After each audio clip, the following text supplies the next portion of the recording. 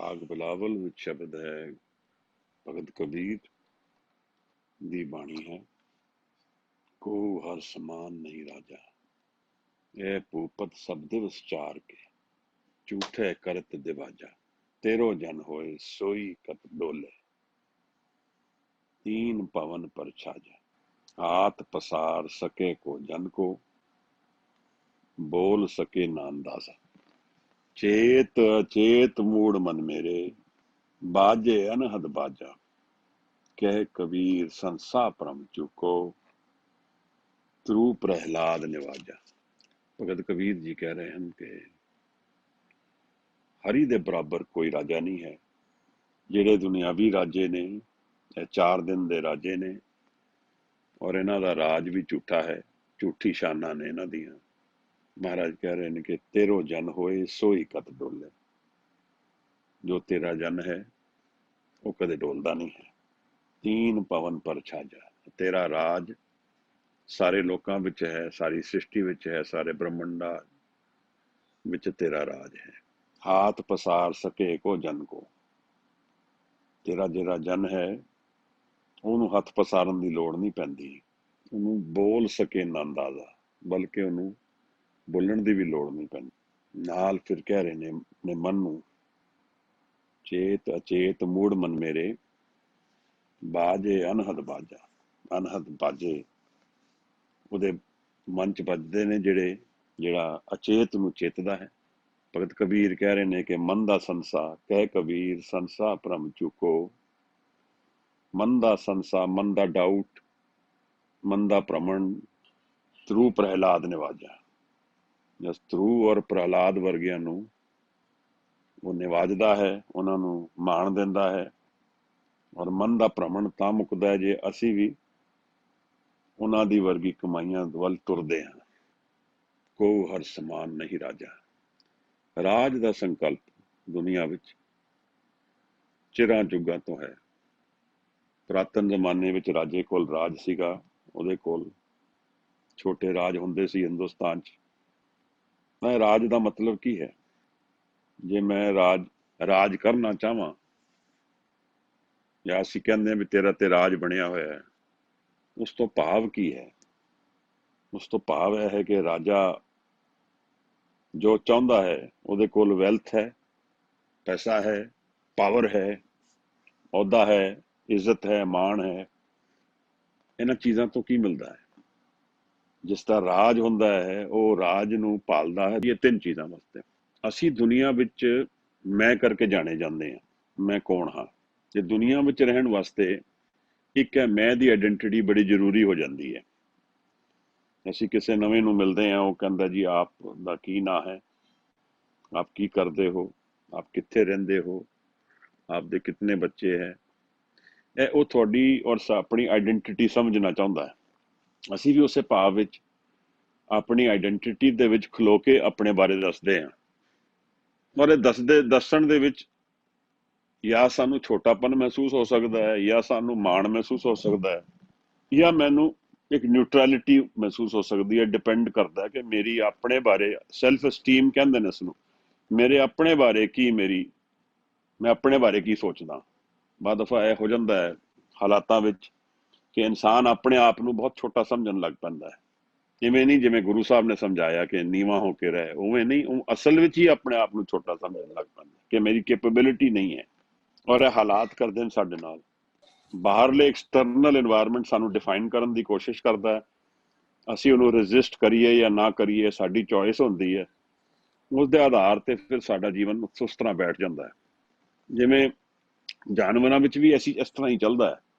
ਇੱਕ ਕੁੱਤਿਆਂ ਵਿੱਚ ਵੀ ਇੱਕ ਲੀਡਿੰਗ ਐਲਫਾ ਮੇਲ ਹੁੰਦਾ ਹੈ, ਹਾਈਨਾ ਹੁੰਦਾ ਹੈ, ਤੇ ਉਹਦੇ ਵਿੱਚ ਲੇਡੀ ਜਿਹੜੀ ਫੀਮੇਲ ਜੈਂਡਰ ਹੈ ਉਹ ਰੂਲ ਕਰਦੀ ਹੈ। ਉਹਦੇ ਜਿਹੜੇ ਬੱਚੇ ਨੇ ਉਹਨਾਂ ਦਾ ਅਹੁਦਾ ਉੱਪਰ ਹੁੰਦਾ ਹੈ, ਬਾਕੀਆਂ ਦਾ ਨੀਵਾਂ ਹੁੰਦਾ ਹੈ। ਇਵੇਂ ਜਾਨਵਰ ਵੀ ਇਸੇ ਤਰ੍ਹਾਂ ਹੀ ਉੱਚਾ ਨੀਵਾਂ ਕਰਕੇ ਮੰਨਿਆ ਜਾਂਦਾ ਹੈ। ਤਾਂ ਇਹ ਮੇਰੀ ਆਇਡੈਂਟੀਟੀ ਮੇਰੇ ਵਾਸਤੇ ਜ਼ਰੂਰੀ ਹੈ, ਕਿਉਂਕਿ ਅਗਰ ਮੈਨੂੰ ਕੁਛ ਵੀ ਨਾ ਹੋਏ, ਮੇਰੀ ਕੋਈ ਵੀ ਆਇਡੈਂਟੀਟੀ ਨਾ ਹੋਏ, ਤਾਂ ਮੈਨੂੰ ਫਿਰ ਸਮਝ ਨਹੀਂ ਆਉਂਦੀ ਮੈਂ ਹਾਂ ਕੀ। ਤਾਂ ਇਹ ਜਿਹੜਾ ਈਗੋ ਹੈ, ਇਹ ਇੱਕ ਟੂਲ ਹੈ ਸਾਡੇ ਲਈ। ਇਹਨੂੰ ਅਸੀਂ ਵਰਤ ਕੇ ਜੀਵਨ ਵਿੱਚ ਵੀ ਡੀਲ ਵਿਦ ਲਾਈਫ, ਵਿਵਹਾਰਕ ਜੀਵਨ ਵਿੱਚ ਅਸੀਂ ਜੀਂਦੇ ਹਾਂ। इस ईगो के थ्रू, यह जोड़ा ईगो आइडेंटिटी इको गल समझ लीए कि जिस तरह की मेरी आइडेंटिटी बनती है मेरे मन में और दूसरिया के मन में मेरे बारे, यह दोनों चीज़ां चलदियां ने नाल नाल। कोई मैनू उच्चा गिणदा है, कोई मैनू नीवा गिणदा है, कोई बराबर का गिणदा है। राजे नू सब तो उत्तम आइडेंटिटी मिलती है जिहदे कोल राज हुंदा है, तो एक आइडेंटिटी सुपर हो जाती है सारिਆਂ नालों। वो अपने आप ਨੂੰ ਸਾਰੇ ਉਹਨਾਂ ਨੂੰ ਝੁੱਕ ਕੇ ਰਹਿੰਦੇ ਨੇ ਉਹਦੇ ਸਾਹਮਣੇ। ਤਾਂ ਇਸ ਤੋਂ ਉੱਪਰ ਦੀ ਆਇਡੈਂਟੀਟੀ ਦੁਨਿਆਵੀ ਜੀਵਨ ਵਿੱਚ ਨਹੀਂ ਮਿਲ ਸਕਦੀ। ਰਾਜ ਜਿਸ ਨੂੰ ਅਸੀਂ ਕਹਿੰਦੇ ਅੱਜ ਦੀ ਡੇਟ 'ਚ ਰਾਜ ਤੋਂ ਪੋਲੀਟੀਸ਼ੀਅਨ ਹੋ ਗਿਆ ਕਿ ਜਿਹੜਾ ਕੋਈ MLA MP ਇਸ ਤਰ੍ਹਾਂ ਦੇ ਜਿਹੜੀ ਪਰਸਨੈਲਿਟੀਜ਼ ਨੇ ਇਹਨਾਂ ਨੂੰ ਸਮਝੋ ਰਾਜ ਦੀ ਰਿਪਰੈਜ਼ੈਂਟੇਸ਼ਨ ਹੋ ਗਈ। ਦੂਸਰੀ ਗੱਲ ਜਿਹੜੀ ਵੈਲਥ ਤੋਂ ਸਾਨੂੰ ਮਿਲਦੀ ਹੈ, ਵੈਲਥ ਔਰ ਪਾਵਰ ਤੋਂ, ਕਿ ਮੇਰੀ ਜੋ ਡਿਜ਼ਾਇਰਸ ਨੇ, ਜੋ ਮੇਰੀ ਇੱਛਾਵਾਂ ਨੇ, ਉਹ ਮੈਂ ਸਭ ਪੂਰੀ ਕਰ ਸਕਦਾ ਕਿਉਂਕਿ ਮੇਰੇ ਕੋਲ ਪੈਸਾ ਹੈ, ਮੇਰੇ ਕੋਲ ਪਾਵਰ ਹੈ। ਮੈਂ ਜ਼ਬਰਦਸਤੀ ਵੀ ਕਰਾ ਸਕਦਾ, ਜ਼ੋਰ ਨਾਲ ਵੀ ਕਰ ਸਕਦਾ। ਮੈਂ ਆਪਣਾ ਗੁਰੂ ਸਾਹਿਬ ਤੇ ਇਹਨੂੰ ਬਹੁਤ ਨੀਵਾਂ ਗਿਣਦੇ ਆ ਆਸਾ ਦੀ ਵਾਰ ਜਦੋਂ ਮਹਾਰਾਜ ਸਾਨੂੰ ਕਹਿੰਦੇ ਆ ਕਿ ਕੱਪੜ ਰੂਪ ਸੁਹਾਵਣਾ ਛੜ ਦੁਨੀਆ ਅੰਦਰ ਜਾਵਣਾ, ਮੰਦਾ ਚੰਗਾ ਆਪਣਾ ਆਪੇ ਹੀ ਕੀਤਾ ਪਾਵਣਾ, ਹੁਕਮ ਕੀ ਇਹ ਮਨ ਭਾਵ ਦੇ ਰਾਹ ਭੀੜੇ ਅੱਗੇ ਜਾਵਣਾ। ਕਿ ਜਦ ਮਨ ਦੀ ਆਦਤ ਹੋ ਗਈ, ਮਨ ਦੇ ਵਿੱਚ ਜੋ ਵੀ ਫੁਰਨੇ ਆਉਂਦੇ ਹੁਕਮ ਕਰੀ ਜਾਂਦਾ ਉਹਦਾ ਜ਼ਬਰਦਸਤੀ ਜ਼ੋਰ ਨਾਲ, ਤਾਂ ਫਿਰ ਇਹਨੂੰ ਅੱਗੇ ਭਾਰ ਰਾਹ ਦਾ ਭੀੜਾ ਹੈ ਬਹੁਤ।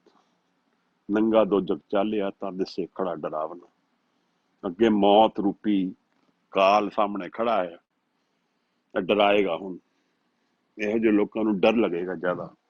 ਤਾਂ ਮੇਰੀ ਜਿਤਨੀ ਵੀ ਇੱਛਾਵਾਂ ਨੇ ਜਾਂ ਕਾਮਨਾਵਾਂ ਨੇ, ਉਹਨਾਂ ਤੋਂ ਮੈਂ ਕੀ ਚਾਹੁੰਦਾ, ਉਹਨਾਂ 'ਚੋਂ ਮੈਂ ਖੁਸ਼ੀ ਲੱਭਦਾ ਕਿ ਜੀ ਮੈਨੂੰ ਅੱਛੇ ਖਾਣਾ ਮਿਲੇਗਾ, ਅੱਛਾ ਪਹਿਨਣ ਨੂੰ ਮਿਲੇਗਾ, ਅੱਛਾ ਪੀਣ ਨੂੰ ਮਿਲੇਗਾ, ਅੱਛੇ ਮੇਰੇ ਸਥਾਨ ਰਹਿਣ ਦੇ ਹੋਣਗੇ, ਤਾਂ ਇਹ ਸਭ ਕੁਝ ਵਿੱਚ ਆਨੰਦ ਆਏਗਾ, ਬਹੁਤ ਖੁਸ਼ੀ ਮਿਲੇਗੀ।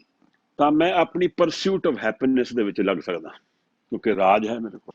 ਤਾਂ ਆਇਡੈਂਟੀਟੀ ਮੈਨੂੰ ਮਿਲ ਗਈ, ਆਪਣੇ ਵਿਲ ਦੇ ਹਿਸਾਬ ਨਾਲ ਜੀਣ ਦੀ ਫਰੀडम ਮਿਲ ਗਈ। ਫਰੀडम ਤੀਸਰੀ ਚੀਜ਼ ਮਿਲ ਗਈ ਸਾਨੂੰ, ਆਜ਼ਾਦੀ ਮਿਲ ਗਈ, ਜੋ ਮੈਂ ਚਾਹੁੰਦਾ ਕਰਦਾ।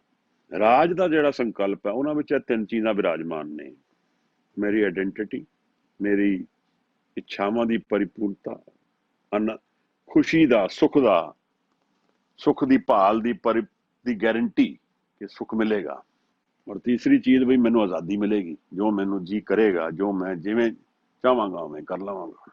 ਦਰਅਸਲ ਇਹ ਥੋੜਾ ਜਿਹਾ ਵਿਚਾਰਨ ਵਾਲੀ ਗੱਲ ਹੈ ਕਿ ਕੀ ਇਸ ਰਾਜ ਦੇ ਸੰਕਲਪ ਵਿੱਚ ਇਹਨਾਂ ਚੀਜ਼ਾਂ ਨੂੰ ਦੂਰੋਂ ਦਿਖਣ ਵਿੱਚ ਇਸ ਤਰ੍ਹਾਂ ਦਿਖਦੀਆਂ ਨੇ ਕਿ ਅਸਲ ਵਿੱਚ ਹੈਣ ਇਸ ਤਰ੍ਹਾਂ। ਇੱਕ ਗੱਲ ਤੇ ਅਸੀਂ ਰੋਜ਼ ਹੀ ਵਿਚਾਰਦੇ ਹਾਂ ਵੀ ਇਹ ਰਾਜ ਜਿਹੜਾ ਹੈ ਕਾਲ ਨਾਲ ਖਤਮ ਹੋ ਜਾਣਾ। ਇਹ ਤੇ ਗੱਲ ਲਾਜ਼ਮੀ ਹੈ ਕਿ ਰਾਜਾ ਔਰ ਰੰਕ ਬਰਾਬਰ ਨੇ, ਮੌਤ ਕਰ ਦਿੰਦੀ ਹੈ, ਕੋਈ ਨਹੀਂ ਰਹਿਣਾ ਇੱਥੇ। ਤਾਂ ਉਸ ਵੇਲੇ ਇਹ ਸਾਰੀ ਜਿਹੜੀ ਪੋਸੀਬਿਲਿਟੀਜ਼ ਨੇ ਖਤਮ ਹੋ ਜਾਣਗੀਆਂ। ਨਾ ਮੇਰੀ ਆਇਡੈਂਟੀਟੀ ਰਹੇਗੀ, ਨਾ ਮੇਰਾ ਇੱਛਾਵਾਂ ਪੂਰਨ ਕਰਨ ਦੀ ਵਿਧੀ ਰਹੇਗੀ, ਨਾ ਮੈਨੂੰ ਆਜ਼ਾਦੀ ਰਹੇਗੀ। ਫਿਰ ਤੇ ਬੰਧਨ ਵਿੱਚ ਬਣਿਆ ਜਾਵਾਂਗਾ ਮੌਤ ਦੇ ਕਰਕੇ। ਇੱਕ ਤੇ ਇਹ ਹੈ।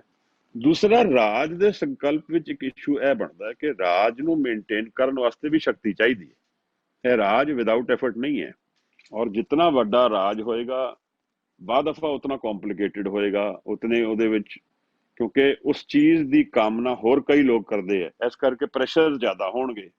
ਸੋ ਇਹ ਜਿਹੜੀ ਦਵੰਦ ਮੇਰੇ ਸਾਹਮਣੇ, ਹੁਣ ਦਵੰਦ ਦਾ ਮਤਲਬ ਮੇਰੇ ਮਨ ਨੂੰ ਡਿਵਾਈਡ ਕਰੇ ਰੱਖੇਗਾ ਹੁਣ ਕਿ ਇਸ ਰਾਜ ਨੂੰ ਸੰਭਾਲਣ ਵਿੱਚ ਜਿਹੜੀ ਸ਼ਕਤੀ ਚਾਹੀਦੀ ਹੈ ਉਹਦੇ ਵਿੱਚ ਜਿਹੜਾ ਬੈਲੈਂਸ ਹੈ ਔਨ ਸਟੇਕ 'ਚ ਰਹੇਗਾ।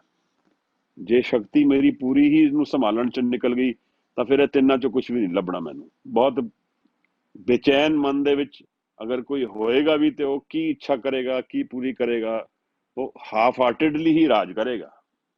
ਔਰ ਕਿਉਂਕਿ ਰਾਜੇ ਦੀ ਪ੍ਰਾਇੋਰਟੀ ਆਪਣੀ ਪਹਿਲੀ ਹੈ, ਉਹਦਾ ਰਾਜ ਦਾ ਸੰਕਲਪ ਜਿਹੜਾ ਹੈ ਉਹ ਸੇਵਾ ਭਾਵ ਵਿੱਚ ਨਹੀਂ ਹੈ, ਉਹਦਾ ਰਾਜ ਦਾ ਸੰਕਲਪ ਸੇਵਾ ਲੈਣ ਦਾ ਹੈ। ਤਾਂ ਜਿਹੜਾ ਸੇਵਕ ਬਣਦਾ ਹੈ ਉਹਦਾ ਮਨ ਹਮੇਸ਼ਾ ਫਰੀ ਰਹਿੰਦਾ ਹੈ ਕਿਉਂਕਿ ਉਸਨੇ ਸਾਰਾ ਕੁਝ ਹੁਣ ਜਿਹਦੀ ਸੇਵਾ ਕਰ ਰਿਹਾ ਉਸ ਤੇ ਅਰਪਣ ਕਰਤਾ, ਉਹਨੂੰ ਛੱਡ ਦਿੱਤਾ। ਉਹਦੀ ਸੋਚ ਬੜੀ ਲਿਮਿਟਡ ਰਹਿੰਦੀ ਹੈ, ਉਹਦੀ ਸੋਚ ਹੈ ਸਿਰਫ ਸੇਵਾ ਤੱਕ, ਇਹਦੀ ਸੇਵਾ ਮੈਂ ਕਰਨੀ ਹੈ। ਇਸ ਭਾਵ ਵਿੱਚ ਸੇਵਕ ਜਿਹੜਾ ਹੈ ਉਹਦਾ ਮਾਈਂਡ ਫਰੀ ਰਹਿੰਦਾ ਹੈ ਕਿਉਂਕਿ ਉਹਦਾ ਸੰਕਲਪ ਸਿਰਫ ਸੇਵਾ ਕਰਨ ਤੱਕ ਹੈ। ਅਨਲੈਸ ਕਿ ਜਿਹਦੀ ਸੇਵਾ ਕਰ ਰਿਹਾ ਹੈ ਉਹ ਪਰੇਸ਼ਾਨ ਹੀ ਕਰੀ ਜਾਂਦਾ ਉਸਨੂੰ। ਇਹ ਕਹਾਣੀ ਹੈ ਇੱਕ ਮੱਝ ਦੀ, ਇੱਕ ਫਾਰਮਰ ਮੱਝ ਨੂੰ ਲੈ ਕੇ ਜਾ ਰਿਹਾ ਤੇ ਰਸਤੇ 'ਚ ਕੋਈ ਉਸਨੂੰ ਪੁੱਛਦਾ ਹੈ ਕਿ ਤੁਸੀਂ ਕਿੱਧਰ ਜਾ ਰਹੇ ਹੋ, तो वो कहता जी मैं अपने घर ਵੱਲ ਜਾ ਰਿਹਾ, खेती करके आया ਹੁੰਦਾ किसान। ਤਾਂ ਉਹ ਸਿਆਣਾ ਬੰਦਾ ਉਸ ਨੂੰ ਪੁੱਛਦਾ ਹੈ ਕਿ ਤੁਸੀਂ ਮੱਝ ਨੂੰ ਲੈ ਕੇ ਬੰਨ ਕੇ ਰੱਸੀ ਨਾਲ ਬੰਨ ਕੇ ਲਿਜਾ ਰਹੇ ਹੋ, ਕਿਸ ਨੇ ਕਿਸ ਨੂੰ ਬੰਨਿਆ ਹੋਇਆ? ਤੇ ਕਿਸਾਨ ਕਹਿੰਦਾ ਇਹ ਕੀ ਇਹੋ ਜੀ ਫਾਲਤੂ ਦੀ ਗੱਲ ਹੈ, ਰੱਸੀ ਮੈਂ ਇਹਨੂੰ ਬੰਨੀ ਹੈ, ਮੱਝ ਹੈ ਮੇਰੀ, ਮੈਂ ਹੀ ਬੰਨਿਆ ਨਾ ਇਸ ਨੂੰ। ਕਹਿੰਦਾ ਮੈਨੂੰ ਤਾਂ ਨਹੀਂ ਦਿਖਦਾ। ਉਹ ਕਹਿੰਦਾ ਇਹਦੀ ਰੱਸੀ ਖੋਲ ਦੇ, ਕੌਣ ਕਿਹਦੇ ਪਿੱਛੇ ਜਾਏਗਾ? ਤੂੰ ਮੱਝ ਦੇ ਪਿੱਛੇ ਜਾਏਗਾ ਕਿ ਮੱਝ ਤੇਰੇ ਪਿੱਛੇ ਜਾਏਗੀ? ਤਾਂ ਕਿਸਾਨ ਵੀ ਚਿੰਤਿਤ ਹੁੰਦਾ, ਹਾਂ ਜਾਣਾ ਤਾਂ ਨਹੀਂ ਪਿੱਛੇ ਇਹਦੇ। ਇਹਦਾ ਮਤਲਬ ਕੀ? ਇਹਦਾ ਮਤਲਬ ਅਸੀਂ ਆਪਣੇ ਨੀਡਸ ਦੇ ਬੰਦੇ, ਆਪਣੀ ਰਿਕੁਆਇਰਮੈਂਟ ਦੇ ਬੰਨੇ ਹੋਏ, ਸਾਡੀ ਕਾਮਨਾਵਾਂ ਸਾਨੂੰ ਬੰਨ ਲੈਂਦੀਆਂ ਨੇ ਔਰ ਸਾਨੂੰ ਡਿਫਾਈਨ ਕਰ ਦਿੰਦੀਆਂ ਨੇ। ਸਾਨੂੰ ਲੱਗਦਾ ਅਸੀਂ ਇਹਨਾਂ ਇੱਛਾਵਾਂ ਦੇ ਚਾਹਤਾਂ ਇਹ ਸਾਡੇ ਕੰਟਰੋਲ 'ਚ ਨੇ। ਦਰਅਸਲ ਉਲਟਾ ਹੈ। ਉਹ ਇੱਛਾ ਜਿਹੜੀਆਂ ਮੈਂ ਕਰਦਾ ਵਾਂ, ਜਿਹੜੀ ਡਿਜ਼ਾਇਰਸ ਮੇਰੀਆਂ ਨੇ, ਉਹਨਾਂ ਨੇ ਮੈਨੂੰ ਬੰਨਿਆ ਹੋਇਆ, ਉਹਨਾਂ ਤੋਂ ਮੈਂ ਆਜ਼ਾਦ ਹੀ ਨਹੀਂ ਹੁੰਦਾ। ਜਦੋਂ ਪੂਰੀ ਹੋ ਗਈਆਂ ਤਾਂ ਅੱਗੇ ਹੋਰ ਇੱਛਾ ਆ ਜਾਂਦੀ ਹੈ, ਜੇ ਨਹੀਂ ਪੂਰੀ ਹੋਈਆਂ ਤਾਂ ਉਹਦੇ 'ਚ ਸਟਰਗਲ ਕਰਦਾ ਰਹਿੰਦਾ। ਔਰ ਜਿਹਦੀ ਸਾਰੀ ਇੱਛਾ ਪੂਰੀ ਹੋ ਗਈ, ਉਹਨੂੰ ਫਿਰ ਜੀਵਨ 'ਚ ਕੋਈ ਮਤਲਬ ਹੀ ਨਹੀਂ ਦਿਖਦਾ ਕਿ ਹੁਣ ਜੀਵਨ ਦਾ ਮਤਲਬ ਕੀ ਰਹਿ ਗਿਆ, ਹੁਣ ਕਰੀਏ ਕੀ? ਜੀਵਨ ਵਿੱਚ ਤੇ ਕੁਛ ਰਸ ਹੀ ਨਹੀਂ ਰਹਿ ਗਿਆ। ਉਹ ਡਿਪਰੈਸ਼ਨ ਵਿੱਚ ਵੀ ਜਾ ਸਕਦਾ, ਕਿਉਂਕਿ ਦੌੜ ਹੀ ਨਹੀਂ ਹੈ, ਸਾਰਾ ਜੀਵਨ ਹੀ ਡਿਫਾਈਨ ਦੌੜ ਨੇ ਕੀਤਾ ਹੈ। ਤਾਂ ਰਾਜ ਤੋਂ ਅਸਲ ਵਿੱਚ ਕੋਈ ਰਾਜਾ ਆਪਣੀ ਆਇਡੈਂਟੀਟੀ ਚਾਹੁੰਦਾ ਹੈ, ਆਪਣੀ ਇੱਛਾਵਾਂ ਪੂਰੀਆਂ ਕਰਨੀਆਂ ਚਾਹੁੰਦਾ ਹੈ, ਆਪਣੀ ਸੁੱਖ ਦੀ ਭਾਲ ਦੀ ਇੱਛਾਵਾਂ ਪੂਰੀਆਂ ਕਰਨੀ ਚਾਹੁੰਦਾ। ਸੁੱਖ ਹੀ ਭਾਲਦਾ ਨਾ, ਦੁੱਖ ਤੇ ਨਹੀਂ ਭਾਲਦਾ। ਜੋ ਕੁਝ ਵੀ ਉਹ ਚਾਹੁੰਦਾ ਜਾਂ ਮੰਗਦਾ, ਉਹਨੂੰ ਲੱਗਦਾ ਕਿ ਉਹ ਹੁਣ ਸੁੱਖ ਦੇ ਘਰ ਨੇ ਉਹਦੇ। ਤੇ ਤੀਜਾ ਇੱਕ ਆਜ਼ਾਦੀ ਚਾਹੁੰਦਾ ਹੈ ਕਿ ਵੀ ਜੋ ਆਜ਼ਾਦੀ ਮੈਨੂੰ ਮਿਲੇਗੀ, ਮੈਂ ਜੋ ਚਾਹਾਂਗਾ ਕਰੀ ਜਾਵਾਂਗਾ। ਭਗਤ ਕਬੀਰ ਸਾਨੂੰ ਇੱਥੇ ਸਮਝਾ ਰਹੇ ਨੇ ਕਿ ਰਾਜ ਦੇ ਵਿੱਚ ਜਿਹੜਾ ਸੰਕਲਪ ਹੈ ਉਹ ਦਰਅਸਲ ਝੂਠਾ ਹੈ, ਕਿਉਂਕਿ ਇਹ ਜਿਹੜੀਆਂ ਵਸਤੂਆਂ ਅਸੀਂ ਭਾਲਦੇ ਹਾਂ, ਆਈਡੈਂਟਿਟੀ, ਮੇਰੇ ਅਸਲੀਅਤ ਕੀ ਹੈ, ਮੇਰਾ ਸੁੱਖ, ਔਰ ਤੀਜੇ ਮੇਰੀ ਆਜ਼ਾਦੀ, ਇਹਨਾਂ ਦਾ ਅਸਲ ਘਰ ਮੇਰੇ ਅੰਤਰ ਮਨ ਵਿੱਚ ਹੈ, ਮੇਰੇ ਅੰਤःਕਰਨ ਵਿੱਚ ਹੈ। ਇਹਦੇ ਲਈ ਮੈਨੂੰ ਕਿਸੇ ਦਾ ਮੁਹਤਾਜ ਹੋਣ ਦੀ ਲੋੜ ਨਹੀਂ। ਇਹ ਇਸ਼ੂ ਹੈ ਕਿ ਮੇਰਾ ਸਰੀਰ ਸਵਸਥ ਹੋਏ ਔਰ ਮੈਂ ਸਮਾਂ ਔਰ એનર્ਜੀ ਇਸ ਤੇ ਕਮਿਟ ਕਰਾਂ। ਫਿਰ ਚੌਥੀ ਗੱਲ ਇਹ ਹੈ ਕਿ ਇਹ ਜਿਹੜਾ ਰਾਜ ਦੁਨਿਆਵੀ ਹੈ, ਇਹ ਕਾਲ ਨਾਲ ਚਲਾ ਜਾਏਗਾ, ਜਾਂ ਇਹਦੇ ਵਿਘਨ ਬਣ ਸਕਦੇ ਆ ਕਿ ਇਹ ਮੇਰੇ ਹੁੰਦੇ ਹੋਏ ਵੀ ਮੇਰੇ ਤੋਂ ਖੋਹ ਲਿਆ ਜਾਏ। ਪੋਸੀਬਿਲਿਟੀ ਹੈ। ਕੋਈ ਰਾਜਾ ਸਦਾ ਲਈ ਰਾਜ ਨਹੀਂ ਕਰਦਾ, ਕੋਈ ਵੀ ਪ੍ਰਾਈਮ ਮਿਨਿਸਟਰ ਸਦਾ ਲਈ ਨਹੀਂ ਰਹਿੰਦਾ, ਦੂਜਾ ਬਣ ਗਿਆ। ਤੋ ਇਹ ਜਿਹੜਾ ਰਾਜ ਦਾ ਸੰਕਲਪ ਹੈ ਮੇਰਾ, ਇਹ ਅਨਸਟੇਬਲ ਹੈ, ਇਹ ਘਰ ਹੈ ਇਨਸਟੇਬਿਲਿਟੀ ਦਾ। ਔਰ ਜਿੱਥੇ ਇਨਸਟੇਬਿਲਿਟੀ ਹੋਏਗੀ ਉੱਥੇ ਬੇਚੈਨੀ ਹੋਏਗੀ, ਪਰੇਸ਼ਾਨੀ ਹੋਏਗੀ, ਉੱਥੇ ਵਿਆਕੁਲ ਮਨ ਰਹੇਗਾ, ਕਨਫਿਊਜ਼ਨ ਰਹੇਗੀ, ਉੱਥੇ ਆਨੰਦ ਨਹੀਂ ਰਹੇਗਾ। ਤਾਂ ਇਹ ਰਾਜ ਜਾਂ ਤਾਂ ਜਿੰਦੇ ਜੀ ਕੋਈ ਲੈ ਲੈ ਮੇਰੇ ਤੋਂ, ਜਾਂ ਮੇਰੇ ਸਰੀਰ ਦੇ ਨਾਲ ਇਸ ਰਾਜ ਨੇ ਮੁੱਕ ਜਾਣਾ। ਭਗਤ ਕਬੀਰ ਦੱਸਦੇ ਨੇ ਕਿ ਇਹ ਝੂਠੇ ਨੇ, ਜਿਹੜੇ ਦੁਨਿਆਵੀ ਰਾਜੇ ਨੇ ਝੂਠੇ ਨੇ। ਝੂਠੇ ਕਿਸ ਤਰ੍ਹਾਂ? ਇਹ ਚੀਜ਼ਾਂ ਕਰਕੇ ਝੂਠੇ ਨੇ ਕਿ ਅਸਲ ਵਿੱਚ ਇਹ ਬੰਧਨ ਵਿੱਚ ਮੈਂ ਬਣਿਆ ਹੋਇਆ, ਮੈਨੂੰ ਰਾਜ ਨਹੀਂ ਮਿਲਿਆ, ਮੈਂ ਤਾਂ ਨੌਕਰ ਸਲੇਵ ਬਣ ਗਿਆ। ਉਲਟਾ ਲੱਗਦਾ ਮੈਨੂੰ ਕਿ ਮੈਂ ਆਈ ਐਮ ਫ੍ਰੀ, ਬਟ ਉਹਦਾ ਉਲਟਾ, ਉਹਦਾ ਆਪੋਜ਼ਿਟ ਇਜ਼ ਟਰੂ। ਤਾਂ ਜਿਤਨੀ ਵੀ ਦੁਨੀਆ ਵਿੱਚ ਮੇਰੀਆਂ ਲੋੜਾਂ ਜ਼ਿਆਦਾ ਹੋਣਗੀਆਂ, ਉਤਨਾ ਇੱਕ ਤਾਂ ਮੈਂ ਵੀਕ ਹੋਵਾਂਗਾ, ਕਮਜ਼ੋਰ ਹੋਵਾਂਗਾ, ਔਰ ਦੂਸਰਾ ਅਨਸਟੇਬਲ ਹੋਵਾਂਗਾ, ਔਰ ਤੀਸਰਾ ਅਨਹੈਪੀ ਹੋਵਾਂਗਾ। ਜਿਤਨੀ ਮੇਰੀ ਡਿਜ਼ਾਇਰਸ ਵਿਦਨ ਰੀਚ ਹੋਣਗੀਆਂ, ਵਿਦਨ ਰੀਚ ਮਤਲਬ ਕਿ ਜਿੱਥੇ ਜਿਸ ਜੀਵਨ ਵਿੱਚ ਮੈਂ ਜਿਸ ਤਰ੍ਹਾਂ ਦਾ ਜੀ ਰਿਹਾ ਉਸ ਤੋਂ ਬਹੁਤ ਜ਼ਿਆਦਾ ਦੂਰ ਨਹੀਂ ਹੋਏ, ਜਾਂ ਵਿਦਨ ਮਾਈ ਰੀਚ ਆਫ ਐਬਿਲਿਟੀਜ਼ ਹੋਏ, ਉਤਨਾ ਜੀਵਨ ਹਲਕਾ ਔਰ ਸੁਖੀ ਰਹੇਗਾ। ਕਿਉਂਕਿ ਉਹਦੇ ਵਿੱਚ ਅੰਤਰ ਜਾਣ ਦੀ, ਰਿਲੈਕਸੇਸ਼ਨ ਦੀ ਐਬਿਲਿਟੀ ਰਹਿੰਦੀ ਹੈ। ਰਿਲੈਕਸੇਸ਼ਨ ਮੈਡੀਟੇਸ਼ਨ ਤੋਂ ਇੱਕ ਸਟੈਪ ਪਹਿਲੇ ਹੋਇਆ। ਜਿਹੜਾ ਮਨ ਰਿਲੈਕਸ ਨਹੀਂ ਕਰ ਸਕਦਾ ਉਹ ਧਿਆਨ 'ਚ ਨਹੀਂ ਜਾ ਸਕਦਾ, ਜਾਂ ਫਿਰ ਜਿਸ ਦਾ ਮਨ ਪੱਕਿਆ ਗਿਆ ਹੋਏ, ਮਨ ਬਿਲਕੁਲ ਰੁਦਰ ਧਿਆਨ, ਉਹ ਫਿਰ ਜਿੱਧਰ ਉਹ ਜੇ ਭਗਤੀ ਵਾਲੇ ਨੂੰ ਤਾਂ ਫਿਰ ਜਿੱਧਰ ਮਰਜ਼ੀ ਆਪ ਲੈ ਜਾਏ, ਉਹਦਾ ਮਨ ਫਿਰ ਰਹੇਗਾ। ਤਾਂ ਭਗਤ ਕਬੀਰ ਕਹਿ ਰਹੇ ਹੈ ਕਿ ਜਿਹੜੇ ਲੋਕ ਇਸ ਰਾਜ ਦੇ ਸੰਕਲਪ ਵਿੱਚ ਜੀਂਦੇ ਹੈ, ਉਹਨਾਂ ਦਾ ਰਾਜ ਝੂਠਾ, ਜੀਵਨ ਵੀ ਝੂਠਾ। ਕਿਉਂਕਿ ਜੋ ਉਹ ਪੋਰਟਰੇ ਕਰਦੇ ਹੈ ਰਾਜ ਤਖਤ ਤੇ ਬਹਿ ਕੇ, ਜੋ ਉਹਨਾਂ ਦਾ ਮੁਖੜਾ ਹੈ, ਅੰਤਰ ਕੁਛ ਹੋਰ, ਬਾਹਰ ਕੁਛ ਹੋਰ, ਦਿਖਾਉਣ ਵਾਸਤੇ ਕੁਛ ਹੋਰ ਹੈ, ਅਸਲ ਮਨ ਦੀ ਅਵਸਥਾ ਕੁਛ ਹੋਰ ਹੈ। ਤਾਂ ਕਹਿੰਦੇ ਨੇ ਇਹ ਭੂਪਤ ਸਭ ਦਿਵਸ ਚਾਰ ਕੇ, 4 ਦਿਨ ਦੇ ਰਾਜੇ ਨੇ, ਝੂਠੇ ਕਰਤ ਦਿਵਾਜਾ। ਇਹ ਜੋ ਇਹਨਾਂ ਦੇ ਚਮਕ ਦਮਕ ਹੈ ਜੀਵਨ ਦੀ, ਜੋ ਇਹਨਾਂ ਦਾ ਰੌਲਾ ਰੱਪਾ, ਰਾਇਲਟੀ, ਐਫਰਟ ਆਫ ਰਾਇਲਟੀ ਹੈ ਸੋ ਟੂ ਸੇ, ਇਹ ਹੈਵੀ ਮਨ ਦੇ ਵਿੱਚ ਨਹੀਂ ਦਾ ਰੁਝਾਨ ਹੋ ਰਿਹਾ, ਸੁਪਰਫਿਸ਼ੀਅਲ ਹੈ, ਅੰਤਰ ਮਨ ਚ ਭਿਖਾਰੀ ਹੈ, ਬਾਹਰੋਂ ਰਾਜ ਬਣਦਾ। ਉਹਨੇ ਕਾਹਦਾ ਰਾਜਾ ਹੈ? ਤਾਂ ਭਗਤ ਕਬੀਰ ਕਹਿੰਦੇ ਨੇ, ਕੋ ਹਰ ਸਮਾਨ ਨਹੀਂ ਰਾਜਾ। ਰਾਜ ਤਾਂ ਉਹਦਾ ਹੈ, ਉਹਦੇ ਸਮਾਨ ਕੋਈ ਰਾਜਾ ਨਹੀਂ ਦੁਨੀਆ 'ਚ। ਇਹ ਤੇ ਹੋਈ ਭਗਤ ਕਬੀਰ ਨੇ ਸਾਨੂੰ ਸਮਝਾਇਆ ਰਾਜ ਦੀ ਗੱਲ। ਫਿਰ ਇੱਕ ਗੱਲ ਥੋੜੀ ਡੂੰਘੀ ਕਰਦੇ ਆ, ਇਸ ਰਾਜ ਦੀ ਗੱਲ ਬਾਰੇ ਹੀ ਚਲਾ ਰਹੇ ਨੇ ਅੱਗੇ ਗੱਲ। ਕਹਿੰਦੇ ਤੇਰੋ ਜਨ ਹੋਏ ਸੋਈ ਕਤ ਡੋਲੇ। ਇਹ ਬੜੀ ਕਮਾਲ ਦੀ ਗੱਲ ਹੈ ਕਿ ਉਸ ਹਰੀ ਦਾ ਜਿਹੜਾ ਜਨ ਹੈ ਉਹ ਕਦੇ ਡੋਲਦਾ ਨਹੀਂ ਹੈ। ਵਿਚਾਰਨ ਵਾਸਤੇ ਥੋੜਾ ਜਿਹਾ ਅਸੀਂ ਵਿਚਾਰੀਏ ਕਿ ਇਹ ਸਾਰੀ ਸ੍ਰਿਸ਼ਟੀ ਕਿਸ ਤਰ੍ਹਾਂ ਬਣੀ ਹੈ। ਜਦੋਂ ਕੋਈ ਡਰਾਈਵਰ ਗੱਡੀ ਚਲਾਉਂਦਾ ਹੈ ਤੇ ਜਿਤਨਾ ਉਹਦਾ ਧਿਆਨ ਅੱਛਾ ਹੋਏਗਾ ਉਤਨੀ ਗੱਡੀ ਅੱਛੀ ਚਲਾਏਗਾ। ਜਦੋਂ ਕੋਈ ਬੱਚਾ ਇਮਤਿਹਾਨ ਲਈ ਪੜ੍ਹਦਾ ਹੈ, ਜਿਤਨਾ ਉਹਦਾ ਧਿਆਨ ਪੂਰਨ ਹੋਏਗਾ ਉਹਦੀ ਪੜ੍ਹਾਈ 'ਚ, ਉਤਨਾ ਉਹਦੀ ਪੜ੍ਹਾਈ ਪੂਰਨ ਹੋਏਗੀ, ਸਕਸੈਸਫੁਲ ਹੋਏਗੀ। ਬਾਵਰਚੀ ਖਾਣਾ ਬਣਾਉਂਦਾ ਤੇ ਉਹ ਧਿਆਨ ਦੇ ਬਿਨਾਂ ਨਹੀਂ ਬਣਾ ਸਕਦਾ, ਧਿਆਨ ਕਰੇਗਾ ਤਾਂ ਰੋਟੀ ਬਣੇਗੀ ਅੱਛੀ, ਨਹੀਂ ਤਾਂ ਅਸੀਂ ਕਵਾਂਗੇ ਅੱਜ ਤੇਰਾ ਕਿੱਥੇ ਧਿਆਨ ਸੀ। ਇਸ ਤਰ੍ਹਾਂ ਮਾਂ ਜਦੋਂ ਆਪਣੇ ਬੱਚੇ ਨੂੰ ਪਾਲਦੀ ਹੈ ਤਾਂ ਉਹਦਾ ਧਿਆਨ ਉਹਦੇ ਬੱਚੇ ਵੱਲ ਸਦਾ ਰਹਿੰਦਾ ਹੈ। ਉਹਦੀ ਚੱਲਣ ਦੀ, ਗਰਭਵਤੀ ਔਰਤ ਹੋਏ ਉਹਦਾ ਚੱਲਣ ਦਾ ਢੰਗ ਬਦਲ ਜਾਂਦਾ ਹੈ, ਉਹ ਹਮੇਸ਼ਾ ਅਵੇਅਰ ਹੈ, ਉਹਦਾ ਧਿਆਨ ਉਹਦੇ ਬੱਚੇ ਵੱਲ ਹੈ। ਇਹ ਧਿਆਨ ਤੋਂ ਹੀ ਬੱਚੇ ਦੀ ਬਣਤ ਬਣ ਰਹੀ ਹੈ, ਧਿਆਨ ਤੋਂ ਹੀ ਬਾਵਰਚੀ ਖਾਣਾ ਬਣਾ ਰਿਹਾ ਹੈ, ਧਿਆਨ ਤੋਂ ਹੀ ਗੱਡੀ ਚਲਾਉਣ ਵਾਲਾ ਗੱਡੀ ਚਲਾ ਰਿਹਾ ਹੈ, ਧਿਆਨ ਤੋਂ ਹੀ ਬੱਚਾ ਪੜ੍ਹ ਕੇ ਆਪਣਾ ਇਮਤਿਹਾਨ ਦੇ ਰਿਹਾ ਹੈ। ਸਭ ਕੁਝ ਧਿਆਨ ਤੋਂ ਬਣ ਰਿਹਾ ਹੈ। ਜਿੱਥੇ ਮੇਰਾ ਧਿਆਨ ਹੋਏਗਾ ਉਹ ਮੇਰਾ ਜੀਵਨ ਬਣ ਜਾਏਗਾ। ਜੇ ਮੇਰਾ ਧਿਆਨ ਡਿਵਾਈਡਡ ਹੋਏਗਾ, ਖਿੰਡਿਆ ਹੋਏਗਾ, ਮੇਰਾ ਜੀਵਨ ਵੀ ਖਿੰਡਿਆ ਰਹੇਗਾ। ਜੇ ਮੇਰਾ ਧਿਆਨ ਵਸਤੂ ਵੱਲ ਹੋਏਗਾ, ਕਿਸੇ ਹੋਰ ਪਦਾਰਥ ਵੱਲ ਹੋਏਗਾ, ਉਸੇ ਪਾਸੇ ਮੇਰਾ ਜੀਵਨ ਜਾਏਗਾ। ਜੇ ਮੈਂ ਧਿਆਨ ਜਿਹਨਾਂ ਚੀਜ਼ਾਂ ਦਾ ਕਰਾਂਗਾ, ਜੀਵਨ ਉਸੇ ਪਾਸੇ ਜਾਏਗਾ। ਜਾਂ ਮੈਂ ਨਹੀਂ ਕਰਾਂਗਾ, ਖਿਡਾਉ 'ਚ ਰਵਾਂਗਾ, ਡਿਵਾਈਡਡ ਮਾਈਂਡ ਰਵਾਂਗਾ, ਸਾਰਾ ਟਾਈਮ ਮਨ ਨੂੰ ਉਲਝਾਏ ਰੱਖਾਂਗਾ, ਕਨਫਿਊਜ਼ਨ ਵਿੱਚ ਹੀ, ਇਕਾਗਰ ਮਨ ਹੋਏਗਾ ਹੀ ਨਹੀਂ, ਤਾਂ ਉਤਨਾ ਮਨ ਪਰੇਸ਼ਾਨ ਰਹੇਗਾ। ਉਹ ਵੀ ਮਨ ਦੇ ਧਿਆਨ ਦੇ ਟੁੱਟਣ ਕਰਕੇ ਹੈ। ਤਾਂ ਅਸੀਂ ਵਿਚਾਰਿਆ ਧਿਆਨ ਤੋਂ ਸਭ ਕੁਝ ਬਣ ਰਿਹਾ ਹੈ। ਇਹ ਸਾਰੀ ਸ੍ਰਿਸ਼ਟੀ ਨਿਰੰਕਾਰ ਦੇ ਧਿਆਨ ਤੋਂ ਬਣੀ ਹੈ।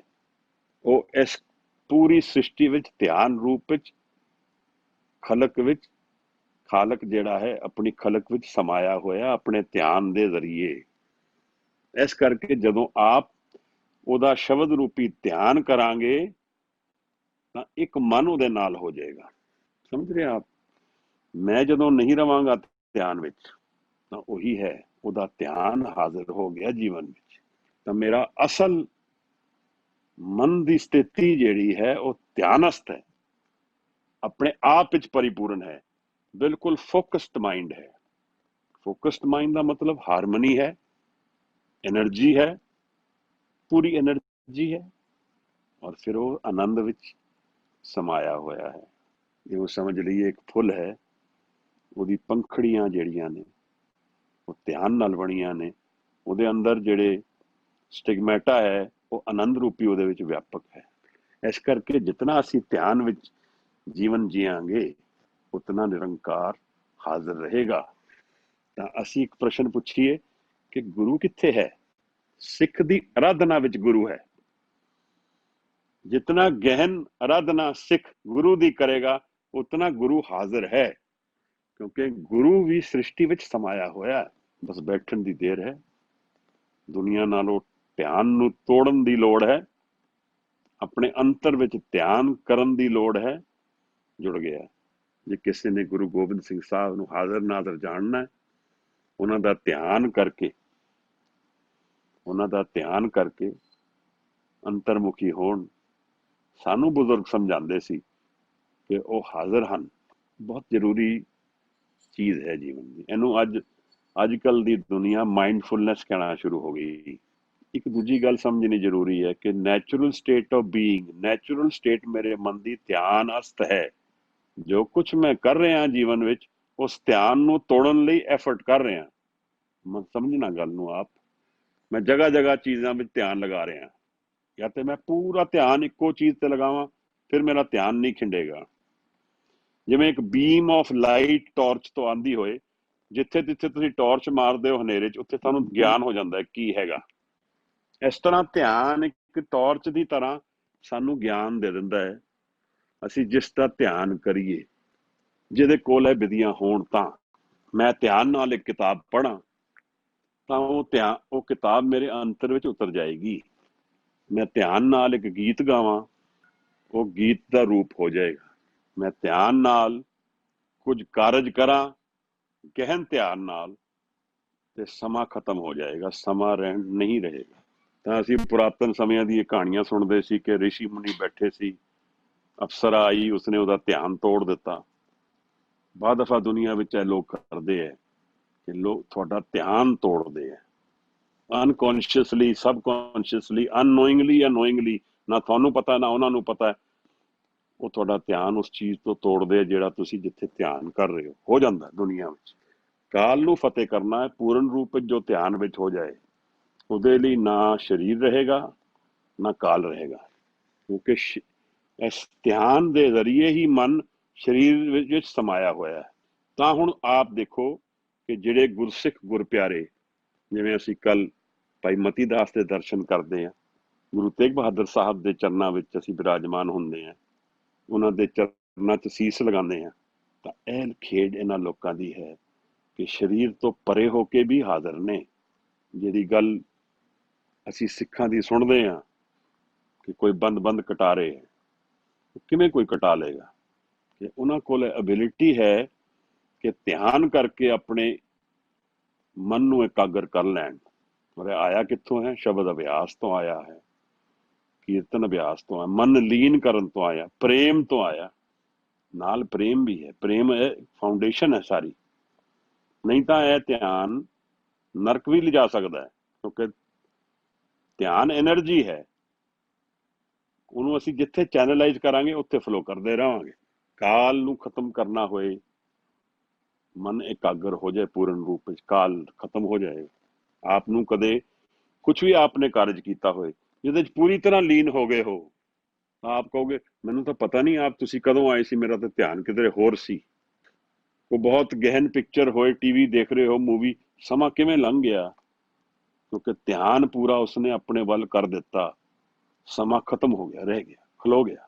ਇਹ ਥੋੜੀ ਜੀ ਬੜੀ ਜ਼ਰੂਰੀ ਚੀਜ਼ ਹੈ ਸਮਝਣ ਲਈ, ਕਿਉਂਕਿ ਅਸੀਂ ਸ਼ਬਦ ਦਾ ਅਭਿਆਸ ਧਿਆਨ ਦੀ ਸੇਜ ਤੇ ਕਰਨਾ ਹੈ। ਜਦੋਂ ਸਾਨੂੰ ਸਾਡਾ ਗੁਰੂ ਪ੍ਰੇਰਦਾ ਹੈ ਮਨ ਨੂੰ ਜਿੱਤਣ ਲਈ, ਤਾਂ ਉਹਦੇ 'ਚ ਇੱਕ ਬੜਾ ਜ਼ਰੂਰੀ ਐਲੀਮੈਂਟ ਧਿਆਨ ਹੈ। ਅਗਰ ਇਸ ਨੂੰ ਅਸੀਂ ਸਮਝ ਕੇ ਪਕਾ ਸਕਾਂਗੇ ਜੀਵਨ ਵਿੱਚ, ਜੀਵਨ ਪਲਟੀ ਕਰ ਜਾਏਗਾ। ਤੇ ਉਹਦੇ ਨਾਲ ਹੋਰ ਵੀ, ਕਿਉਂਕਿ ਫਿਰ ਸਾਨੂੰ ਕੁਝ ਸੈਂਸ ਆਫ ਅਵੇਅਰਨੈਸ ਲਾਈਫ ਦੀ ਆ ਜਾਏਗੀ ਧਿਆਨ ਵਿੱਚ। ਜਪਜੀ ਸਾਹਿਬ ਵਿੱਚ ਗੁਰੂ ਨਾਨਕ ਮਹਾਰਾਜ, ਪੰਚਾਂ ਕਾ ਗੁਰ ਏਕ ਧਿਆਨ, ਗੁਰੂ ਇਸ ਧਿਆਨ ਦੇ ਵਿੱਚ ਹੀ ਹਾਜ਼ਰ ਹੈ। ਜਾਪ ਸਾਹਿਬ ਵਿੱਚ ਮਹਾਰਾਜ ਕਹਿੰਦੇ ਨਮੋ ਮੰਤਰ ਮੰਤਰੇ, ਨਮੋ ਧਿਆਨ ਧਿਆਨੇ। ਇਹ ਕੁਝ ਚੀਜ਼ਾਂ ਲਾਜ਼ਮੀ ਹੋ ਜਾਂਦੀਆਂ ਜੀਵਨ ਨੂੰ ਕਮਾਉਣ ਵਾਸਤੇ, ਉਹਦੇ ਵਿੱਚ ਧਿਆਨ, ਉਹਨਾਂ ਵਿੱਚ ਇੱਕ ਫੋਕਸ ਹੈ। ਸ਼ੁੱਧ ਮਨ ਹੋਏ, ਸ਼ਬਦ ਹੋਏ ਔਰ ਧਿਆਨ ਹੋਏ। ਸੁਰਤ ਜਿਹੜਾ ਹੈ, ਜਦੋਂ ਅਸੀਂ ਸੁਰਤ ਕਹਿੰਦੇ ਹਾਂ, ਉਹ ਧਿਆਨਸਥ ਸਥਿਤੀ ਹੈ ਮਨ ਦੀ। ਕੋਟ ਪੂਜਾ ਜਾ ਕੇ ਹੈ ਧਿਆਨ, ਤੇ ਕੱਲਾ ਧਿਆਨ ਨਹੀਂ, ਪ੍ਰੇਮ ਨਾਲ ਉਸਨੂੰ ਗਾਈਡ ਕਰਦਾ ਹੈ। ਸਰਵ ਧਿਆਨ में एक ध्यान, हर कीर्तन में उत्तम पुना। ਜੀਵਨ ਦੀ, ਅਗਰ ਕਿਸੇ ਦਾ ਜੀਵਨ ਦਾ ਪੋਟੈਂਸ਼ੀਅਲ ਜਾਣਨਾ ਹੋਏ ਤਾਂ ਉਹਦੇ ਧਿਆਨ 'ਚੋਂ ਪਤਾ ਲੱਗੇਗਾ ਕਿ ਉਹ ਕਿਤਨੇ ਗਹਿਨ ਰੂਪ ਵਿੱਚ ਧਿਆਨ ਕਰਕੇ। ਇੱਕ ਤਾਂ ਉਹਦੀ ਇੰਟੈਂਸ਼ਨ ਕੀ ਹੋਏਗੀ, ਕਿਉਂਕਿ ਕਿਸੇ ਦਾ ਮਨ ਕਿਸੇ ਵਿੱਚ ਨਾ ਹੋਏ, ਕਿਸੇ ਕਾਰਜ ਵਿੱਚ ਨਾ ਹੋਏ, ਉੱਥੇ ਧਿਆਨ ਉਹਦਾ ਨਹੀਂ ਲੱਗੇਗਾ। ਇਸ ਕਰਕੇ ਅੱਜ ਕੱਲ੍ਹ ਦੀ ਸਾਈਕੋਲੋਜੀ ਕਹਿ ਰਹੀ ਹੈ ਕਿ ਜੀ ਜੋ ਬੱਚੇ ਨੂੰ ਅੱਛਾ ਲੱਗਦਾ ਉਹੀ ਪੜ੍ਹੇ, ਕਿਉਂਕਿ ਉਹਦਾ ਧਿਆਨ ਉਹਦੇ ਵਿੱਚ ਉਸ ਆਸਾਨੀ ਨਾਲ ਲੱਗ ਜਾਏਗਾ। ਰੈਜ਼ਿਸਟ ਨਹੀਂ ਕਰ, ਜਦੋਂ ਰੈਜ਼ਿਸਟ ਕਰੇਗਾ ਤਾਂ ਡਿਵਾਈਡ ਹੋ ਜਾਏਗਾ ਮਨ, ਤਾਂ ਉਹਦਾ ਪੂਰਾ ਪੋਟੈਂਸ਼ੀਅਲ ਐਕਸਪਲੋਰ ਹੋਏਗਾ, ਡਿਵਾਈਡਡ ਮਾਈਂਡ ਵਿੱਚ ਨਹੀਂ ਉਤਰੇਗਾ। ਇਹ ਜਨਾ ਜਿਹੜਾ ਧਿਆਨ ਦੇ ਵਿੱਚ ਉਤਰੇਗਾ ਉਹ ਕਦੇ ਨਹੀਂ ਡੋਲੇਗਾ। ਇਹੋ ਜਿਹੇ ਲੋਕ ਆਪ ਵੀ ਧਿਆਨਸਥ ਰਹਿਣਗੇ, ਦੂਸਰੇ ਨੂੰ ਵੀ ਧਿਆਨ 'ਚ ਕਰਾ ਦੇਣਗੇ। ਤੇਰੋ ਜਨ ਹੋਏ ਸੋਈ ਕਤ ਡੋਲੇ। ਕਹਿੰਦੇ ਨੇ ਉਹ ਕਾਹਦਾ ਜਨ ਹੋਇਆ ਜਿਹੜਾ ਡੋਲਦਾ ਹੈ, ਜਿਹੜਾ ਨਹੀਂ ਡੋਲਦਾ ਉਹੀ ਜਨ ਹੈ ਉਹਦਾ, ਜਿਹੜਾ ਉਹਦੇ ਵਿੱਚ ਉਹਦੇ ਪ੍ਰਾਣ ਪੂਰੇ ਉਹਦੇ ਵਿੱਚ ਲੀਨ ਨੇ। ਕਿਹਦੇ ਵਿੱਚ ਲੀਨ ਨੇ? ਜਿਹੜਾ ਤਿੰਨਾਂ ਭਵਨਾਂ ਦਾ ਮਾਲਕ ਹੈ, ਜਿਹੜਾ ਨਿਰੰਕਾਰ ਰੂਪੀ ਸਰਬ ਵਿਆਪੀ ਸਮਾਇਆ ਹੋਇਆ ਹੈ।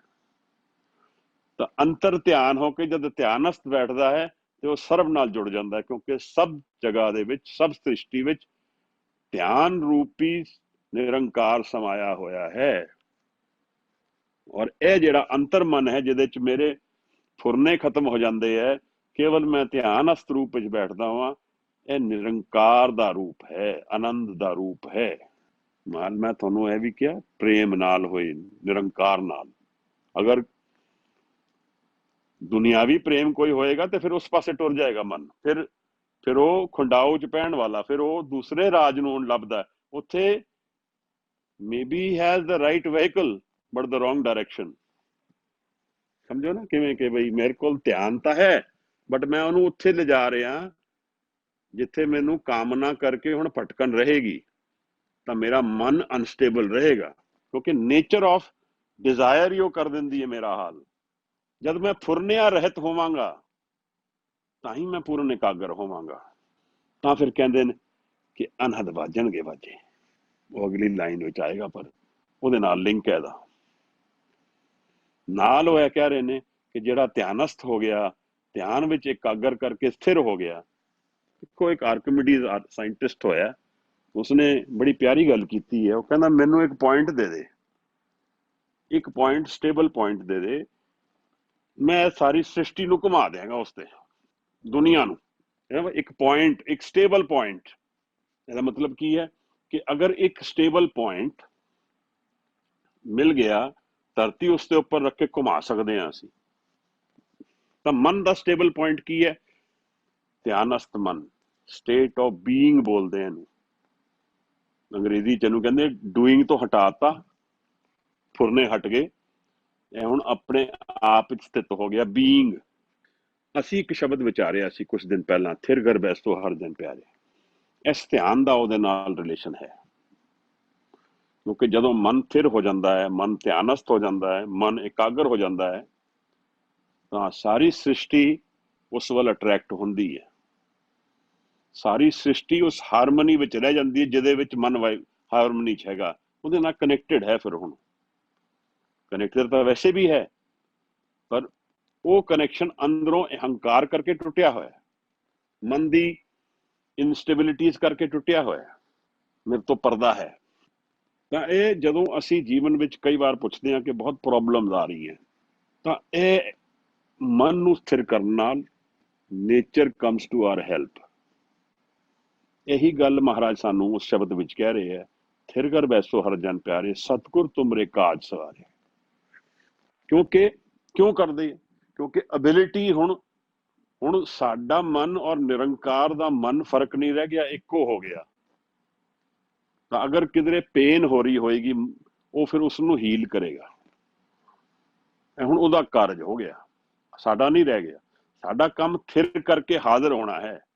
ਮਹਾਰਾਜ ਜੋ ਸਾਨੂੰ ਸਮਝਾਉਂਦੇ ਨੇ ਬਾਣੀ ਚ ਕਿ ਜਿਤਨਾ ਮਨ ਥਿਰ ਹੋਏਗਾ ਉਤਨਾ ਸੋਲੂਸ਼ਨ ਇਨਵਾਈਟ ਕਰੇਗਾ, ਉਤਨੀ ਪ੍ਰੋਬਲਮ ਸੋਲਵਿੰਗ ਐਬਿਲਿਟੀ बढ़ेगी, ਵਧੇਗੀ, ਉਤਨੇ ਸੰਕਲਪ ਦੇ ਫੁਰਨੇ ਹਾਜ਼ਰ ਹੋ ਜਾਣਗੇ। ਕਿਵੇਂ? ਅਗਲੀ ਲਾਈਨ ਸਮਝਾਉਂਦੇ ਨੇ, ਹਾਥ ਪਸਾਰ ਸਕੇ ਕੋ ਜਨ ਕੋ। ਉਹ ਕਹਿੰਦੇ ਨੇ ਉਹ ਹੱਥ ਨਹੀਂ ਪਸਾਰਦਾ ਫਿਰ, ਕਿਉਂਕਿ ਉਹ ਤਾਂ ਆਪਣੇ ਅੰਤਰ ਵਿੱਚ ਪਰਿਪੂਰਨ ਬੈਠਾ। ਹੁਣ ਉਹਨੂੰ ਕਿਸੇ ਦੇ ਹੱਥ ਪਸਾਰਨ ਦੀ ਲੋੜ ਨਹੀਂ, ਉਹਦੇ ਫੁਰਨੇ ਨਿਰੰਕਾਰ ਦੇ ਵਿੱਚ ਆਪਣੇ ਆਪ ਜਾ ਰਹੇ ਨੇ। ਸੱਚਖੰਡ ਵਸੇ ਨਿਰੰਕਾਰ, ਕਰ ਕਰ ਵੇਖੇ ਨਜ਼ਰ ਨਿਹਾਲ, ਜਿਵ ਜਿਵ ਹੁਕਮ ਤਿਵੇ ਤਿਵਕਾਰ। ਹੁਕਮ ਔਰ ਅੰਤਰ ਦੀ ਅਵਸਥਾ ਵਿੱਚ ਹੁਣ ਭੇਦ ਨਹੀਂ ਰਹਿ ਗਿਆ। ਤਾਂ ਜੋ ਫੁਰਨਾ ਵੀ ਉਹਦਾ ਪੂਰਾ ਹੋਏਗਾ, ਉਹਨੂੰ ਹੱਥ ਨਹੀਂ ਪਸਾਰਨ ਦੀ ਲੋੜ ਹੈ। ਹੱਥ ਪਸਾਰਨ ਦੀ ਗੱਲ ਤੇ ਕਹਿ ਰਹੇ ਛੱਡੋ, ਉਹਦਾ ਕੋਈ ਅੰਦਾਜ਼ਾ ਹੀ ਨਹੀਂ ਕਿਸੇ ਨੂੰ, ਉਹਨੂੰ ਬੋਲਣਾ ਵੀ ਨਹੀਂ ਪੈਣਾ। ਉਹਨੂੰ ਇਸ ਗੱਲ ਨੂੰ ਕਿਸੇ ਨੂੰ ਬੋਲਣਾ ਵੀ ਨਹੀਂ ਪੈਣਾ ਕਿ ਮੇਰਾ ਕੀ ਫੁਰਨਾ ਹੈ। ਜੋ ਉਹਦਾ ਫੁਰਨਾ ਨਿਰੰਕਾਰ ਦੇ ਵਿੱਚ ਹਾਜ਼ਰ ਹੈ, ਕਿਉਂਕਿ ਉਸ ਹੁਣ ਧਿਆਨ ਆਪਣੇ ਮਨ ਦੇ ਅੰਤਰ ਦੇ ਸੱਤ ਵਿੱਚ ਹਾਜ਼ਰ ਹੋ ਗਿਆ ਹੈ। ਸਾਡੇ ਜੀਵਨ ਦਾ ਇੱਕ ਬਹੁਤ ਜ਼ਰੂਰੀ ਐਲੀਮੈਂਟ ਧਿਆਨ ਹੈ, ਔਰ ਜਿਤਨਾ ਅਸੀਂ ਧਿਆਨ ਕਮਾਵਾਂਗੇ, ਸ਼ਬਦ ਨਾਲ ਜੋੜਾਂਗੇ, ਉਤਨਾ ਉਹਦੇ ਵਿੱਚ ਬਰਕਤ, ਕਿਰਪਾ। ਦੇਖੋ ਕਰਮ ਤੇ ਨਾਲ ਨਾਲ ਚੱਲਦੇ ਨੇ, ਪਰ ਅੱਜ ਉਹ ਬੀਜ ਬੁਣੇ ਹੈ ਜਿਹਦੇ ਨਾਲ ਸਾਡਾ ਕੱਲ ਆਨੰਦ ਰੂਪੀ ਹੋ ਜਾਏ। ਤਾਂ ਇਹ ਬੀਜ ਨੇ। ਮੈਨੂੰ ਆਸ ਹੈ ਕਿ ਆਪ ਲੋਕ ਕੁਛ ਮੇਰੀ ਗੱਲ ਨੂੰ ਸਮਝ ਪਾਏ। ਮੈਨੂੰ ਜਿਵੇਂ ਸਮਝ ਆਈ, ਵੱਡਿਆਂ ਨੇ ਸਮਝਾਇਆ, ਇਵੇਂ ਮੈਂ ਆਪ ਅੱਗੇ ਪੇਸ਼ ਕਰਦਾ, ਕਿਉਂਕਿ ਇਸ ਧਿਆਨ ਦੇ ਜ਼ਰੀਏ ਹੀ ਫਿਰ ਅਨਹਦ ਬਾਣੀ ਖੁੱਲਣੀ ਹੈ। ਉਹ ਦਿਨ ਬੀਬਾ ਪੁੱਛਦੇ ਸੀ, ਅਜਰ ਜਰਨ ਵਾਲੀ ਜਿਹੜੀ ਗੱਲ ਆ ਉਹ ਚਲਦੀ ਹੈ ਨਾਲ ਨਾਲ। ਦੇਖੋ ਗੱਲ ਕੀ ਹੈ ਕਿ ਰਾਜ ਹੁਣ ਇਹਦੇ ਕੋਲ ਹੈ ਜਿਹਦਾ ਧਿਆਨ, ਮਨ, ਸਟੇਬਲ ਮਾਈਂਡ ਹੈ, ਆਨੰਦ ਵਿੱਚ ਹੈ। ਉਹਦੇ 'ਚ ਉਹਦੀ ਆਇਡੈਂਟੀਟੀ ਵੀ ਆ ਗਈ, ਆਜ਼ਾਦੀ ਵੀ ਆ ਗਈ। ਆਸਮਾਨ ਬਾਰ-ਬਾਰ ਕਹਿੰਦੇ, ਆਸਮਾਨ ਮਿਆਨੇ ਲਹਿੰਗ ਦਰਿਆ। ਆਸਮਾਨ ਰੈਪਰੈਜ਼ੈਂਟੇਟਿਵ ਹੈ ਫਰੀडम ਦਾ। ਉਹਦੇ 'ਚ ਆਜ਼ਾਦੀ ਕਿਵੇਂ ਹੈ ਕਿ ਉਹ ਜਦ ਜੀ ਕਰਦਾ ਆਨੰਦ ਵਿੱਚ ਉਹਦਾ ਲੀਨ ਹੋ ਜਾਂਦਾ ਮਨ ਨਾਲ। ਫਿਰ ਇਹ ਰਾਜ ਕੋਈ ਖੋ ਨਹੀਂ ਸਕਦਾ ਮੇਰੇ ਤੋਂ। ਸਰੀਰ ਹੀ ਖੋ ਸਕਦਾ ਨਾ, ਰਾਜ ਨਹੀਂ ਖੋਏਗਾ। ਕਿਹੜੇ ਰਾਜ ਨੂੰ ਅਸੀਂ ਨਿਗਾਹ ਕਰਨੀ ਹੈ, ਕਿਹੜੇ ਰਾਜ ਵੱਲ ਅਸੀਂ ਜਾਣਾ ਹੈ, ਇਹ ਸਾਡੀ ਚੋਇਸ ਹੈ। ਭਗਤ ਕਬੀਰ ਸਾਨੂੰ ਦੁਨਿਆਵੀ ਰਾਜ ਔਰ ਅੰਤਰ ਦੇ ਰਾਜ ਦੀਆਂ ਗੱਲਾਂ ਦੱਸਦੇ ਪਏ ਹੈ। ਉਹ ਇਹ ਸਮਝਾ ਰਹੇ ਨੇ ਕਿ ਮਨ ਦੀ ਅਵਸਥਾ ਇਸ ਪਾਸੇ ਦੀ ਕੁਝ ਹੋਰ ਹੈ, ਇਹ ਅਸਲ ਰਾਜ ਇਹ ਹੈ। ਫਿਰ ਕਹਿੰਦੇ ਨੇ ਚੇਤ ਅਚੇਤ ਮੂੜ ਮਨ ਮੇਰੇ। ਇਹੋ ਜਿਹੇ ਰਾਜ ਨੂੰ ਪ੍ਰਾਪਤ ਕਰਨਾ ਹੈ ਤਾਂ ਉਸ ਨੂੰ ਚੇਤ, ਜਿਹੜਾ ਚੇਤੇ ਨਾ ਜਾ ਸਕੇ, ਅਚੇਤਨ ਹੋਏ, ਜਿਹੜਾ ਚੇਤ ਵਿੱਚ ਨਹੀਂ ਆ ਰਿਹਾ, ਜਿਹੜਾ ਸਥੂਲ ਨਹੀਂ ਹੈ, ਡਿਫਾਈਨੇਬਲ ਨਹੀਂ ਹੈ, ਯੂ ਕੈਨੋਟ ਡਿਫਾਈਨ ਇਟ ਕਿ ਕੀ ਚੀਜ਼ ਹੈ, ਉਸ ਨੂੰ ਚੇਤ। ਦਰਅਸਲ ਧਿਆਨ ਦੀ ਇਹ ਕੁਆਲਿਟੀ ਹੈ ਕਿ ਉਹ ਆਪਣੇ ਆਪ ਵਿੱਚ ਪਰਿਪੂਰਨ ਹੈ। ਉਹਨੂੰ ਕਿਸੇ ਚੀਜ਼ ਦਾ ਧਿਆਨ ਦੀ ਲੋੜ ਨਹੀਂ ਹੈ, ਉਹ ਆਪਣੇ ਆਪ ਵਿੱਚ ਕੰਪਲੀਟ ਹੈ। ਕੇਵਲ ਉਸਨੇ ਇਕਾਗਰ ਮਨ ਹੋਣਾ ਬਸ। ਕਿਸ ਚੀਜ਼ ਦੇ ਧਿਆਨ ਕਰਨ ਦੀ ਲੋੜ ਨਹੀਂ ਹੈ, ਉਹ ਅੰਤਰ ਵਿੱਚ ਹੀ ਆਨੰਦ ਵਿੱਚ ਡੁੱਬ ਜਾਣਾ। ਇਹ ਮੈਨੂੰ ਸਮਝਾਇਆ ਅਗਲਿਆਂ ਨੇ। ਅਸੀਂ ਜਿੰਨੇ ਜੀਵਨ ਵਿੱਚ ਰਿਲੈਕਸੇਸ਼ਨ, ਧਿਆਨ ਵੱਲ ਜਾਵਾਂਗੇ, ਸ਼ਬਦ ਦੇ ਵਿੱਚ ਲੀਨ ਹੋਵਾਂਗੇ, ਉਤਨੇ ਇਹ ਭੇਦ ਸਾਨੂੰ ਮਿਟਦੇ ਜਾਣਗੇ, ਸਾਨੂੰ ਸਮਝ ਆਉਂਦੀ ਜਾਏਗੀ ਗੱਲ ਨੂੰ। ਇਹ ਗੱਲ ਜ਼ਰੂਰੀ ਇਸ ਕਰਕੇ ਵੀ ਹੈ ਕਿਉਂਕਿ ਅਸੀਂ ਜਿਹੜੀ ਚੋਇਸਿਸ ਜੀਵਨ ਦੀਆਂ ਲੈਂਦੇ ਹਾਂ, ਦੇ ਡਰਾਈਵ ਆਰ ਫਿਊਚਰ। ਔਰ ਇਹ ਚੋਇਸਿਸ ਸਮਝਣੀਆਂ ਜ਼ਰੂਰੀ ਨੇ। ਸਾਨੂੰ ਉਹ ਜਿਸ ਵਸਤੂ ਨਾਲ ਅਸੀਂ ਖੇਡ ਰਹੇ ਹਾਂ ਜੀਵਨ ਦੀ, ਉਹਦੇ ਜਿਹੜੇ ਅਸਲ ਨੇਚਰ ਹੈ, ਅਸੀਂ ਉਸ ਬਾਰੇ ਅਵੇਅਰ ਨਹੀਂ ਹੋ ਕੇ ਡਿਸੀਜਨਸ ਲੈ ਲੈਂਦੇ ਹਾਂ। ਫਿਰ ਸਾਨੂੰ ਉਸ ਤੋਂ ਫਿਰ ਦੁੱਖ ਸੁੱਖ ਦਾ ਸਾਹਮਣਾ ਕਰਨਾ ਪੈਂਦਾ ਹੈ, ਇਨਸਟੇਬਿਲਿਟੀ ਦਾ ਸਾਹਮਣਾ ਕਰਨਾ ਪੈਂਦਾ ਹੈ। ਮਹਾਰਾਜ ਕਹਿੰਦੇ ਗੁਰਮੁਖ ਨਾਦਨ, ਗੁਰਮੁਖ ਵੇਦਨ, ਗੁਰਮੁਖ ਰਿਹਾ ਸਮਾਈ। ਨਾਦ ਦਾ ਅੰਤ ਹੈ, ਵੇਦ ਦਾ ਅੰਤ ਹੈ। ਨਾਮ ਇਸ ਧਿਆਨ ਨਾਲ ਰਿਸ਼ਤਾ ਰੱਖਦਾ ਹੈ, ਬਹੁਤ ਜ਼ਰੂਰੀ। ਫਿਰ ਇਹਦੇ ਵਿੱਚ ਉਹ ਗੱਲ ਬਣਦੀ ਹੈ, ਜਹਾਂ ਸ਼ਬਦ ਵਸੇ ਤਹਾਂ ਦੁੱਖ ਜਾਏ। ਮਹਾਰਾਜ ਫਿਰ ਸਾਨੂੰ ਸਮਝਾਉਂਦੇ ਨੇ, ਕਹੇ ਕਬੀਰ ਸੰਸਾ ਭਰਮ ਚੁੱਕੇ। ਮਨ ਦੇ ਜਿਹੜੇ ਸੰਸੇ ਨੇ, ਡਾਊਟ ਨੇ, ਇਹ ਨਿਰੰਕਾਰ ਜਿਹੜਾ ਹੈ ਧਰੂ ਪ੍ਰਹਲਾਦ ਵਰਗਿਆਂ ਨੂੰ ਨਿਵਾਜਦਾ ਹੈ, ਉਹਨਾਂ ਨੂੰ ਮਾਣ ਦਿੰਦਾ ਹੈ। ਕਿਉਂ? ਉਹਨਾਂ ਨੇ ਇਨਸਟੇਬਿਲਿਟੀ ਨਹੀਂ ਚੂਜ਼ ਕੀਤੀ, ਸਟੇਬਿਲਿਟੀ ਚੂਜ਼ ਕੀਤੀ। ਉਹਨਾਂ ਨੇ ਕਮਿਟਮੈਂਟ ਚੂਜ਼ ਕੀਤੀ, ਨਿਰੰਕਾਰ ਰੂਪੀ ਮਨ ਵਿੱਚ ਆਪਣੇ ਨੂੰ ਲੀਨ ਕਰਿਆ। ਤਾਂ ਅੱਜ ਧਰੂ ਤਾਰਾ ਵੀ ਮੰਨਿਆ ਜਾਂਦਾ ਹੈ ਕਿ ਜੀ ਪੋਲ ਸਟਾਰ ਨੂੰ ਧਰੂ ਤਾਰਾ ਕਹਿੰਦੇ ਨੇ। Indian mythology it's called Dhru ਤਾਰਾ, ਜਿਹਦੇ ਜ਼ਰੀਏ ਪੋਲ ਸਟਾਰ ਦੇ ਆਲੇ ਦੁਆਲੇ ਪੂਰੀ ਧਰਤੀ ਘੁੰਮਦੀ ਹੈ। ਐਂਗਲ ਆਫ ਅਰਥ ਜਿਹੜਾ ਹੈ ਉਹ ਪੋਲ ਸਟਾਰ ਦੇ ਡਾਇਰੈਕਟ ਸੈਂਟਰ ਚੋਂ ਨਿਕਲਦਾ ਹੈ, ਤਾਂ ਧਰੂ ਤਾਰੇ ਦੇ ਆਲੇ ਦੁਆਲੇ ਪੂਰੀ ਧਰਤੀ ਘੁੰਮ ਰਹੀ ਹੈ। It's the axis of rotation of the earth. So it's the point. ਅੱਜ ਧਰੂ ਨੂੰ ਇਹ ਪਦਵੀ ਦਿੱਤੀ ਗਈ ਹੈ ਕਿ ਉਹ ਸਟੇਬਿਲਿਟੀ ਦਾ, ਉਹਦੀ ਇਤਨੀ ਸਟੇਬਿਲਿਟੀ ਹੈ ਕਿ ਪੂਰੀ ਧਰਤੀ ਆਲੇ ਦੁਆਲੇ ਘੁੰਮ ਰਹੀ ਹੈ। ਉਹ ਕਹਿੰਦੇ ਨੇ ਇਹੋ ਜਿਹੀ ਸਟੇਬਿਲਿਟੀ ਮਨ ਚ ਆਏਗੀ, ਸੰਸਾ ਮੁੱਕ ਜਾਣਾ। ਇਹ ਗੱਲ ਜੋ ਮੈਨੂੰ ਇਸ ਸ਼ਬਦ ਦੀ ਸਮਝ ਆਈ, ਜੋ ਮੈਨੂੰ ਲੱਗਿਆ ਕਿ ਇਹਨਾਂ 'ਚ ਜੋ ਪਿਆਰੀਆਂ ਚੀਜ਼ਾਂ ਨੇ ਜਿਹੜੀਆਂ ਆਪ ਅੱਗੇ ਹਾਜ਼ਰ ਕੀਤੀਆਂ, ਜੋ ਗਲਤੀ ਹੋਏ ਤੇ ਮੈਨੂੰ ਮਾਫੀ ਬਖਸ਼ਣਾ ਮਹਾਰਾਜ।